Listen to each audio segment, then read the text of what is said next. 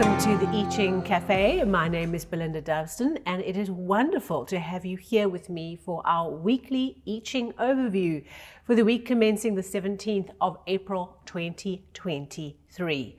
Before we get into this week's action and what the I Ching is asking us to pay attention to, let's cast our minds back to last week, shall we? And let's have a look at Hexagram 25, Innocence, the Unexpected. What happened last week as you focused upon disentangling yourself from the complexities of being open to the unexpected, of being open to new solutions, to spontaneous opportunities?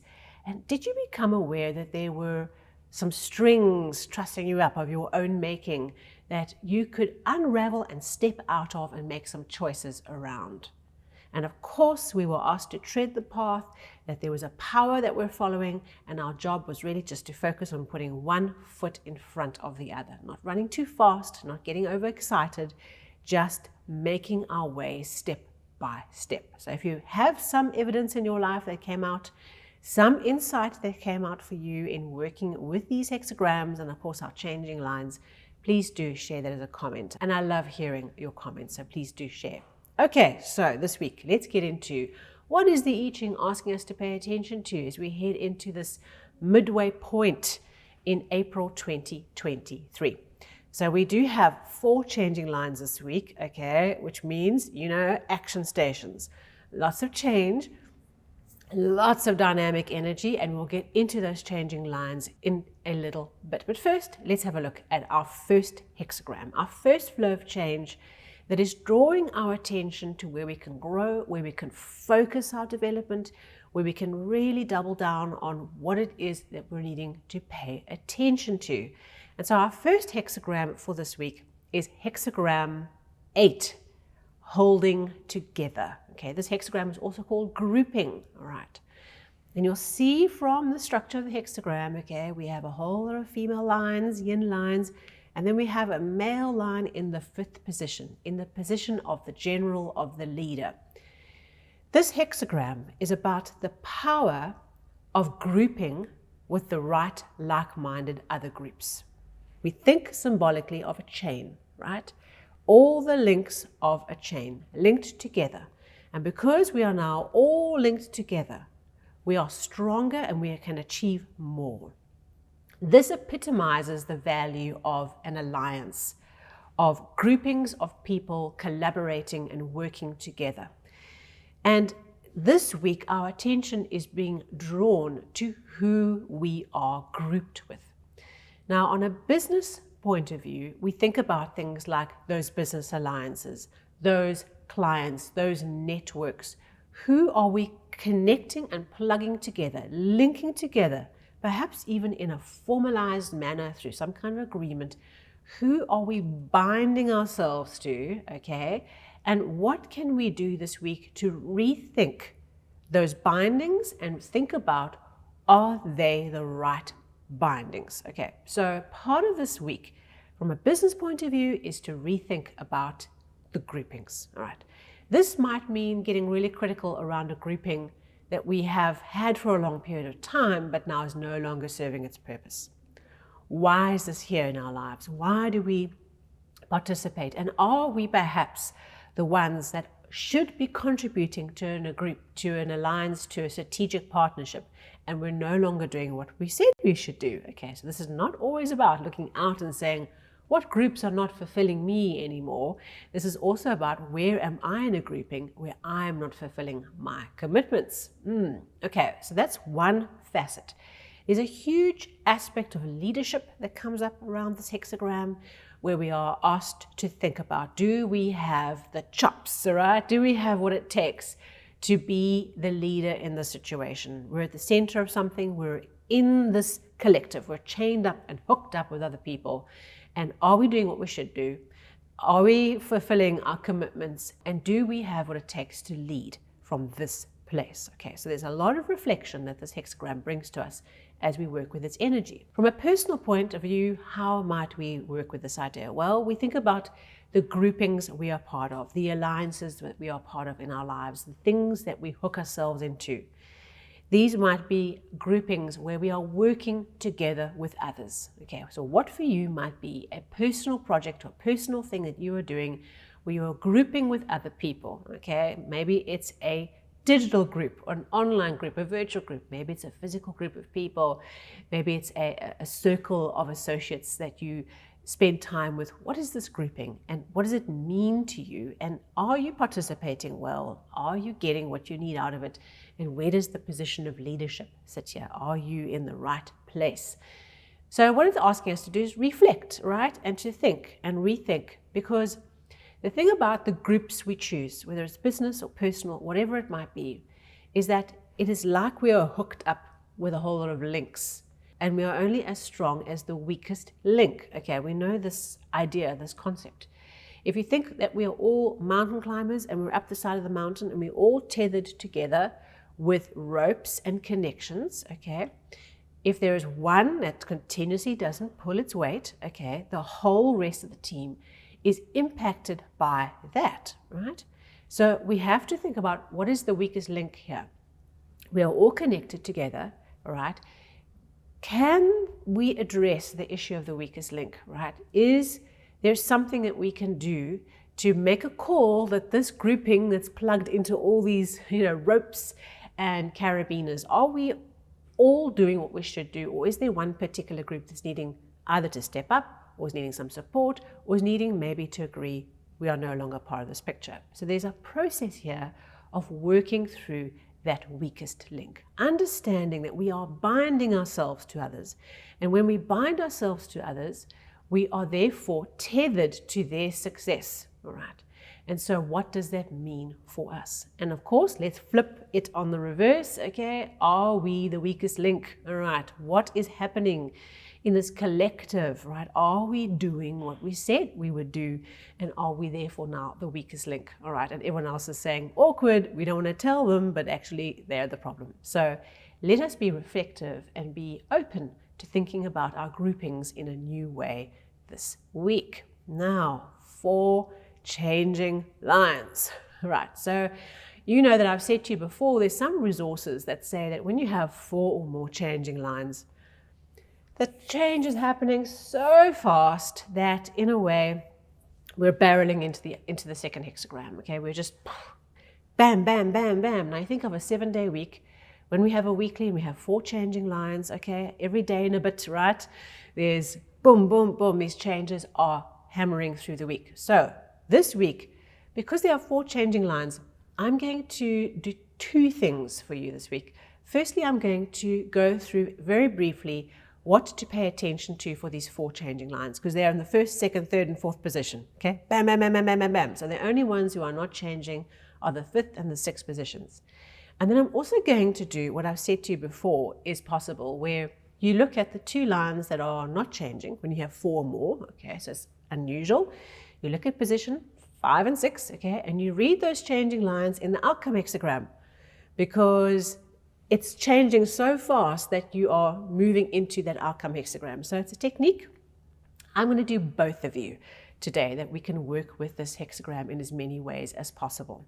So let's first take the first 4 changing lines and work through them. They're going to represent 4 facets of grouping for us to pay attention to, right? And for you, there might be 4 different groups, okay? There might be 4 different alliances, associations, groupings where your attention is being drawn to. It might represent stages with 1 or 2 groups, okay? So just stay open to what pops into your mind, what becomes conscious to you as you work with these changing lines. So, well, our first one, okay? Here is the opening of the groupings, okay? The opening of the connections. The activation of a connection, a powerful, meaningful connection with others, with a group that over time will continue to be the gift that keeps on giving. So there's something here about something opening, a connection opening, and the opportunity for flow to come because of the connection that's here. So this is something we nurture and we care for, a grouping that's opening. Number 1, okay, it's opening up and the flow is there and there's a meaningful, heart-based connection that will continue to develop and bring you blessings. So that's something that we want to lean into, we want to work with. In line 2, okay, our changing line says you are at the center of a group, okay, at the center of a collective of links that are wanting to link together. And your task is to draw others to you and to connect and bind others to your meaningful purpose, to bring everyone together and unite people. So that's our second changing line. We're at the center of something and our task is to bind everyone together. Okay, changing line in the third position. Oh, here's a warning sign around a grouping, okay? This grouping is not for you. It stifles and cuts off flow. Okay, so here we have a contradiction because the first changing line was there's an opening up, there's a blossoming of a connection. Line 2 says you're at the center of the group, draw people together.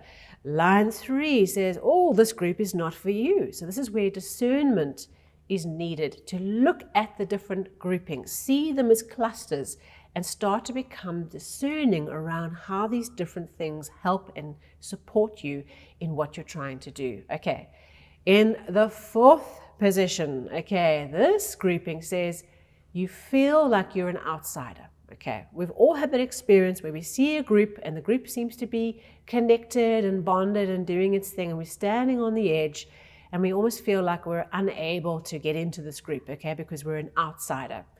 What we have to do is we have to say our principle, our value, our contribution is important to this group. We have something to give. We are here because we are needing to be here. Just keep persevering and promoting your value, not shouting out about yourself, but just being true and pitching and showing up and doing the work. So there's something around just continually to pitching up to the job is showing up to the group and showing your value and keep on doing that. And in time, the group recognizes your contribution and then you feel a bit more bonded and connected into the center of the group. Okay, so 4 changing lines, 4 pieces of advice, perhaps 4 different groupings that your attention is being drawn into. One that's opening up, that's ripe with potential. Another one where you are the center of the group and your job is to bring everyone towards you. The third one, a group that's not for you. And the fourth one where you feel like an outsider, but keep showing up. Okay, so in this week, our attention is drawn to those 4 things. And let's see, as we work with this week, what do we notice by looking at these kind of 4 categories of groupings, potentially 4 different groups, maybe spread between your business life and your personal life. Let's see what happens as we work with it. So our second hexagram for this week is hexagram 43, breakthrough. Okay, you can see the changing lines, right? All the male lines, again, one little female line at the top. All these male high energy lines are pushing up, pushing up, pushing up, and then bloop, they want to pop that last little bit of line over the edge and move into the new cycle of creative new beginnings. So this hexagram breakthrough talks about the last decisive push, to push the last bit of negativity or the obstacle or whatever it is, that's the last little bit, okay, that's sitting at the top there, to just push it over the edge and move into the new cycle of creation. It's a hexagram that is calling us to be decisive, to act swiftly. There's something that's very time-based, where we are needing to do something. Okay, so wherever there's procrastination, I often find this hexagram comes to say, now we're at a point where we can no longer hold off. We have to take action. We have to go, go, go. We have to make a decision, part with the past, and move forward. Okay, so wherever there is an issue, there's an old thing that's holding us back because we are not making a decision, this is a week where we have the opportunity to be decisive and to do that, to push, push, push, and make a decision and part with the past, okay? There's something around this hexagram that's often about that last little bit of past, right? That last little line of the old way, all right? Of our old cycle. We just, woman, okay, push it out and take action. So then if we think about the 2 changing lines that don't change, right? Position 5 and 6, and we bring in perhaps another facet to this week, which is already quite intense. Let's have a look at what position 5 and 6, if we're reading changing lines in hexagram 43, breakthrough, would be telling us. Okay, position 5 talks about deciding between 2 alternatives. Option A, option B. I don't know. Option A, option B, option A, option B. Pros and cons, and getting stuck in a kind of a whirlwind around two particular options. With this changing line, what we are being asked to do or pay attention to is to make a decision. And when we make the decision, we need to not get caught up in the procrastination of which one is the right option. Okay, we have to recognize that there are two options and there's pros and cons, and perhaps when you weigh everything up, they're equal. Is we have to be willing to make a decision that is a radical change. So this line says, don't be afraid of the radical choice, okay, of the two. Or maybe there's option 3, that's the radical choice that we haven't yet considered.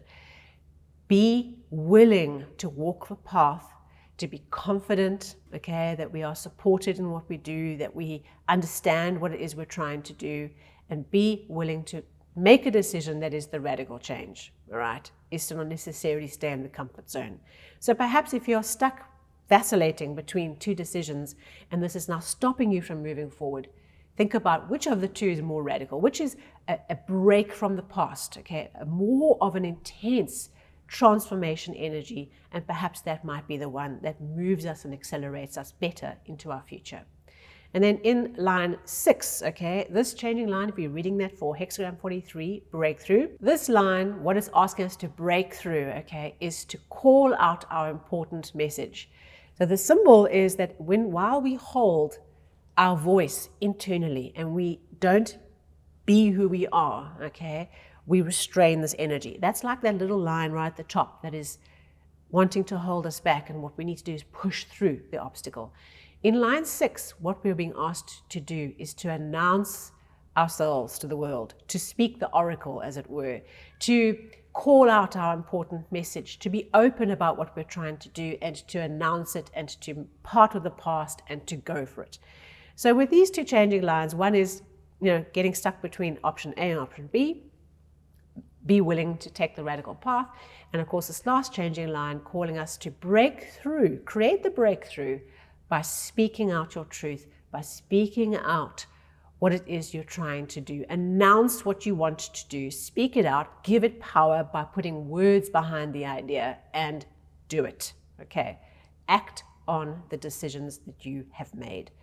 So a very interesting energy for us this week, definitely energy that is asking us to think about others, okay, how we are working with others, whether those are other companies, other parties, other teams, other people, the groupings we are part of, really thinking about, critically, about those groups and how we are being a good team player, a group player to the links and chains that we have committed to, and what could we do differently to make better choices and to show up in a better way for those that we have committed to.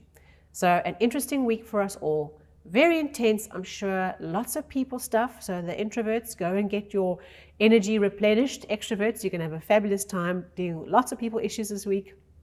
Go forth and enjoy. And I look forward to hearing all about it when we connect next week. So please do like and share if this was meaningful to you. And of course, subscribe if you are new to the channel, or follow if you are on the podcast. And I look forward to seeing you on the socials. So in the meantime, take care, and I look forward to seeing you soon.